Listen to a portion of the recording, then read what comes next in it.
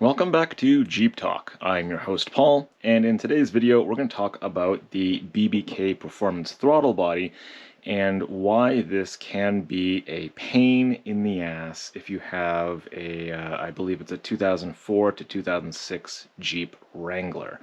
So, on the box here, the part does say 62mm throttle body, and it does specify the years 2004 to 2006.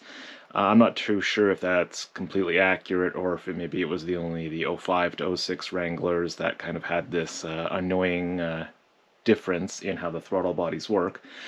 But today we're just going to basically look at this throttle body in comparison to the factory one off of my 2006 Rubicon, as well as a different design from an earlier Jeep model.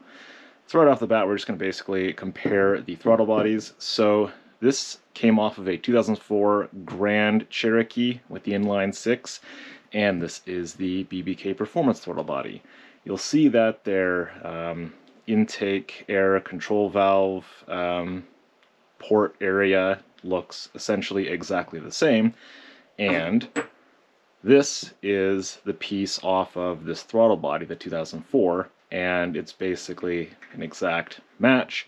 It's got 4 bolt holes, and if we were to look at the BBK throttle body, it would be the same thing. This would basically bolt right up, and if you had an earlier Jeep, this would be a very simple swap. Here is the problem. This is the throttle body out of my 2006 Rubicon, and you'll see they completely changed the intake air control valve design. So, the old one was just this little piece that slid into the housing. Boom, call it a day, no problem. Bolts right up to the BBK throttle body. Yeah, not this one. This is a larger design, and I think this is also shared with newer Jeep models as well. I believe this was the same part number for, like, I was looking at the 2007 Jeep Liberty and Patriot, and it seemed to be the same as well. This housing is completely attached to the throttle body for my 2006 Rubicon, and it's a very snug fit in here. So basically it just kind of slides in like that, and there's 2 O-rings that have to line up based on which chamber the air is flowing through, and it's very snug once it's in there. And so we'll just take this out. Basically it's these 2 rings here that you have to worry about, and inside the throttle body there's, I don't think you'll be able to see it, but there's this part here, and then further in there's another spot where it matches up with the O-ring in there to seal it from more air leaking through than you want. So here is the fun problem with the BBK throttle body. They have this piece that looks like it was just kind of like janked up. Now, one thing I'll note, this doesn't come with 3 holes. It actually only came with these 2. I drilled out a 3rd hole here because I wanted to have 3 out of 4 mounting spots here. And like, there seemed like there was plenty of room. It doesn't even come close to the inner chamber there. So I don't know. The reason why I drilled out the 3rd one here is because I was already running this on my vehicle, but yeah, for reasons I'll soon cover, I had air issues. So when I reassemble this all again for my 2nd attempt, I do want to have that 3rd hole bolted up so we can see if it makes any difference with the sealing.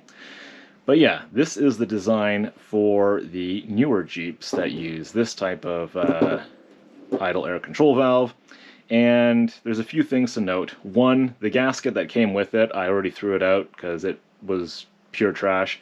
It didn't even come close to like matching up with these. Like, it was just like maybe 1 or 2 millimeters of coverage on these thin parts here. So I kind of used a bunch of RTV on it as well to see if that would help seal it. And Like, I don't know if it was working well or not. This thing was leaking air also from the bottom, I think, when I had it on the engine. But I think that might have just been the bolts backing out for whatever reason. But this gasket, it's kind of broken. This is the gasket that came on that 2004 throttle body. This one would have been a much nicer match. I mean, I broke it while I was trying to remove it, but like that's a nice match.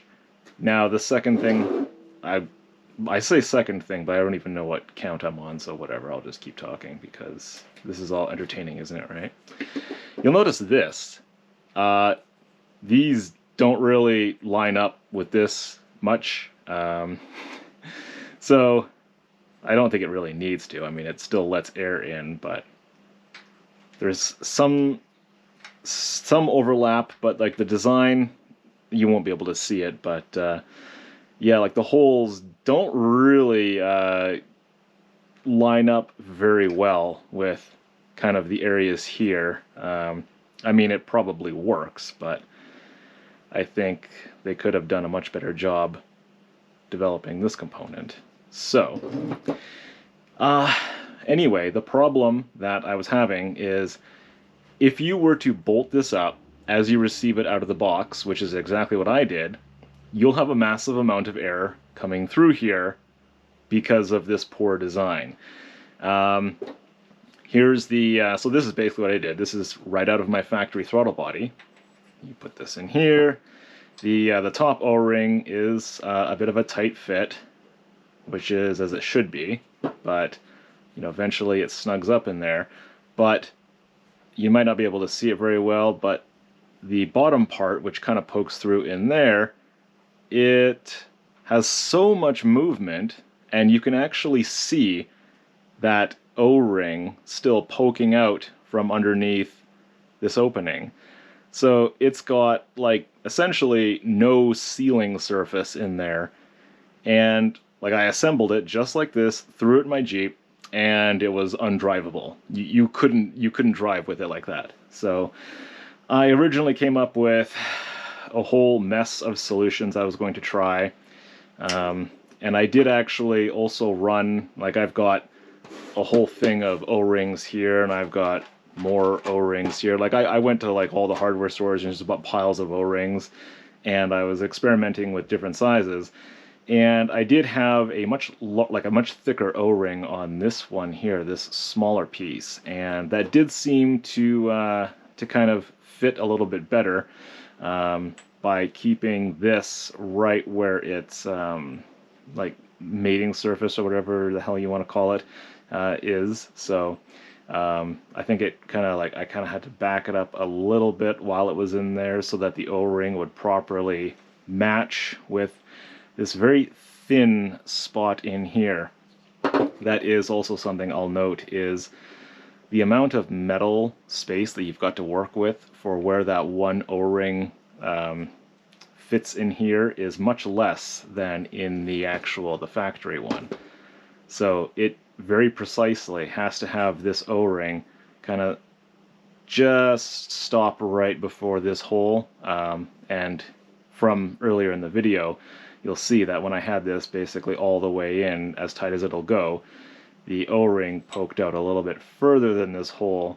So I think position-wise, you have to back it up a slight amount. So maybe putting a washer or something right in here will help keep its position a little bit better, because, yeah, it might be very difficult to see with the camera, but right in there, it is a very small amount of room you have to work with where this O-ring needs to meet up with the metal in there. So, yeah, this is basically a huge pain. I am going to reattempt to use the BBK throttle body, and let's talk on a practical standpoint. My factory throttle body does work perfectly fine, but the reason I went with this product is because I want to squeeze basically as much power out of much power as I can out of the 4.0, because I drive on high elevation mountain passes basically every direction I go from where I live, because I basically live surrounded by mountains. And this seems to help when it comes to like wide open throttle and I'm climbing very steep elevation mountain passes. I was running this for, I think, most of the summer, and it was right when it was getting cold where I started to have some air issues. So I took it off and I put the factory one back on, and when I've been running the factory throttle body, I noticed that instead of only having to use like 5th and 6th gear for doing some mountain climbs, I had to actually drop down to 4th gear because it was struggling that much more to climb these very steep mountain passes.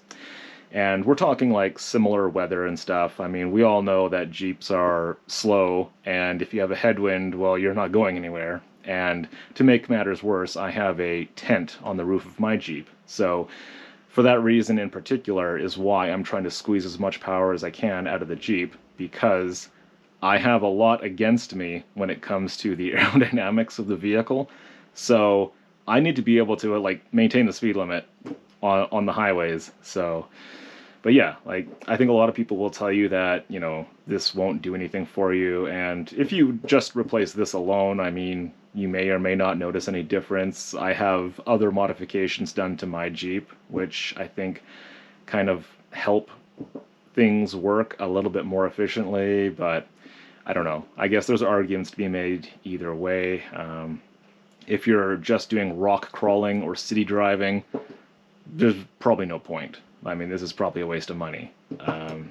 And it is expensive too. I think this was between 400 and 500 Canadian dollars for me to get this, so it was not a cheap upgrade. So, but for my use case specifically, I think it does actually help me, and that's basically at close to wide open throttle performance when I'm trying to haul my Jeep up a mountain. So, yeah.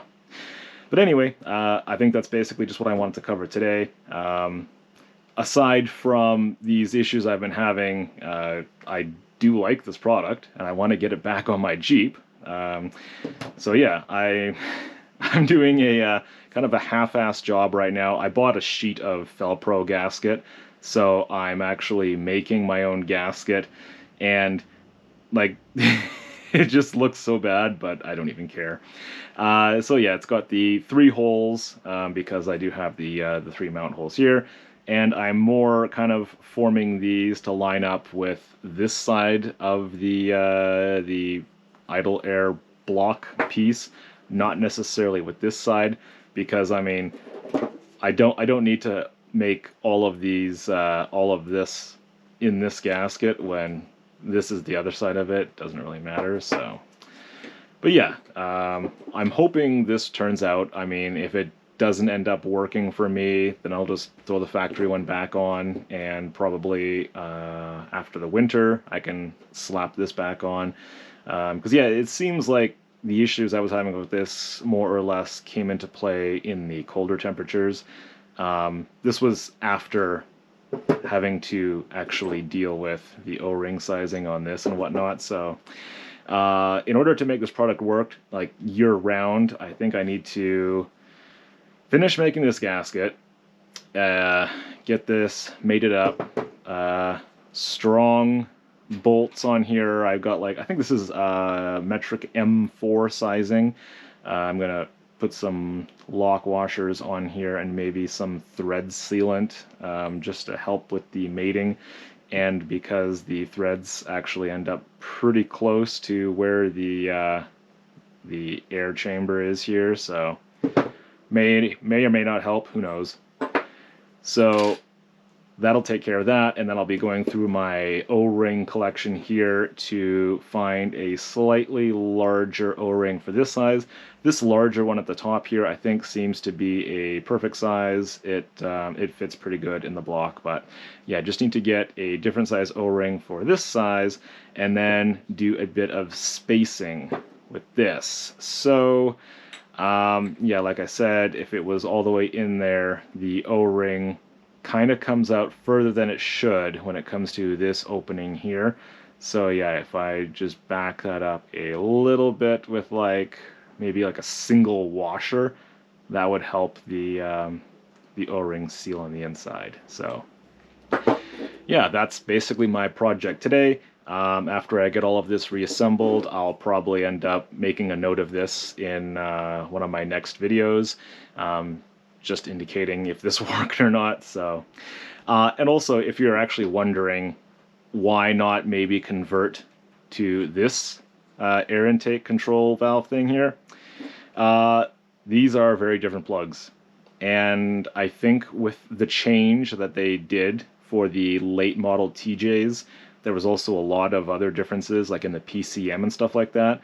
So the old style idle air control valve has 4 pins inside of it, and this new one has 2. So even if I went through the effort of looking at the wiring diagrams and figuring out what each of these did, there's a very good chance I could waste a lot of time trying to make this work when, I don't know, this one might be the superior design, which is why it was used in the later year Jeeps. So I would prefer very much to keep the one that's supposed to be in the vehicle. So even though this would probably make my life easier when it comes to the mating surfaces between this and the BBK throttle body, but yeah, I don't want to kind of screw around with the components more than I have to. So, but yeah, this is basically everything I could remember to mention about the BBK Performance throttle body for Jeep TJs. So, in particular, if you happen to have the same